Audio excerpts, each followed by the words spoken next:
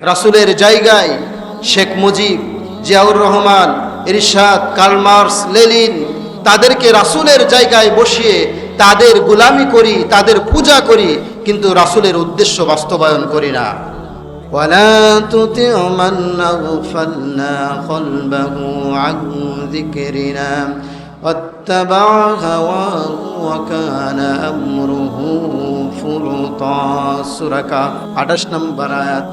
তোমরা ওই ব্যক্তিদের আনুগত্য করো না যে ব্যক্তিগুলো আমার স্মরণ থেকে দূরে সরে গিয়েছে, যে ব্যক্তিগুলো তারা খেয়াল খুশি অনুযায়ী চলেছে, যার কার্যকলাপ সীমা অতিক্রম করেছে। আর কত স্পষ্ট করে বলবে আল্লাহ? এর থেকে কি আর স্পষ্ট করে বলার প্রয়োজন আছে? আপনাকে এতটুকুন বোঝার জন্য মেধা দিয়ে আল্লাহ তাআলা এই কথাগুলো বলেছে, তাই কি না?